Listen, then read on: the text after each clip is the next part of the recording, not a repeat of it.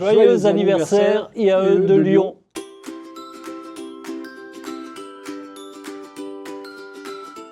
Achour Silem, je suis rentré à l'IAE de Lyon en 1976. Nous étions la première IAE à avoir un parcours complet de la première année jusqu'au doctorat. En 1976, il y avait 140 étudiants inscrits en première année. Et donc j'ai été chargé avec le professeur Denis Lambert, mon frère, et aussi un autre ami, Vandenberg, de faire fonctionner ce premier cycle. Michel Wissler, enseignant à l'IAE pendant un peu plus de 42 ans. J'ai commencé en 1979 les premiers enseignements en tant que vacataire et à partir de 82, j'ai eu un poste immédiatement après mon doctorat de sciences de gestion, donc ce qui fait une carrière à 100% au sein de l'IAE.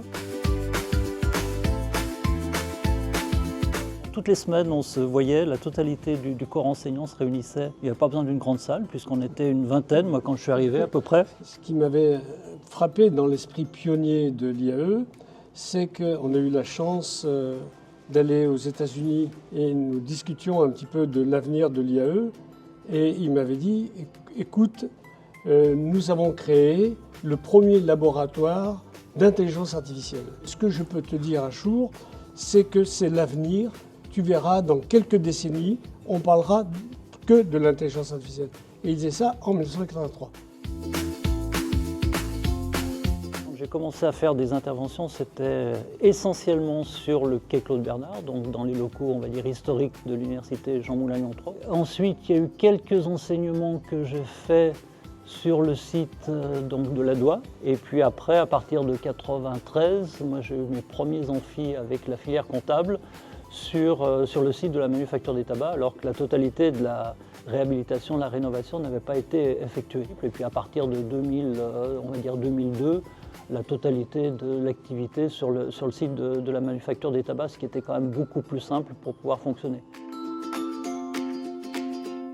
La formation continue a toujours quand même joué un grand rôle. C'était quand même une occasion de se rapprocher plus qu'on ne pouvait avec le monde de l'entreprise. Il y avait plusieurs petites formations comme celle-ci qui étaient très très lucratives. Et puis il y avait aussi des formations qui étaient plutôt des formations intra-entreprises, qui étaient faites notamment pour EDF ou pour d'autres organismes importants, formation de membres de comités d'entreprise, notamment dans le domaine de l'économie. C'était un des moyens de pouvoir financer évidemment beaucoup d'autres choses à l'IAE. Et donc une grande importance avait été donnée donc, à cette époque-là. Quand je suis arrivé, il y avait déjà une cellule formation continue qui existait à l'IAE et la structuration complète telle qu'on l'a aujourd'hui avec la majorité des masters purement exécutifs date de la fin des années 90, début des années 2000 pour l'essentiel, même si chaque année on en rajoute, on adapte en fonction des besoins. Pour moi aujourd'hui, c'est une vraie école universitaire.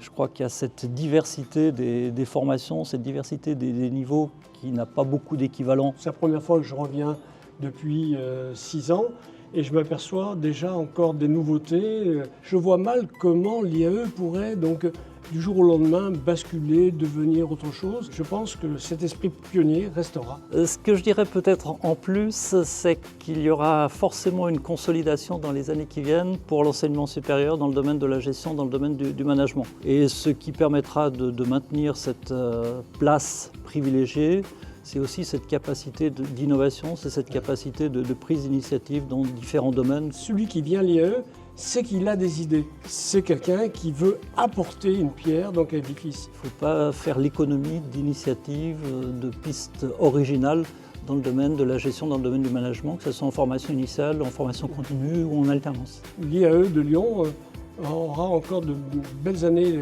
devant elle. Je dirais longue vie à cette belle école, cette belle réussite. Ça résume un peu tout ce que j'ai pu vivre dans ces murs et puis dans d'autres. Je ne peux rien dire de plus. Je rajouterais aussi qu'il me semble très important de maintenir un esprit de convivialité pour maintenir cette capacité à s'enthousiasmer réciproquement, à s'embarquer dans des projets qui semblent un petit peu fous à certains moments. Mais c'est ce qui permettra effectivement à l'IAE de maintenir cette belle image qu'elle a sur le territoire régional et si possible national.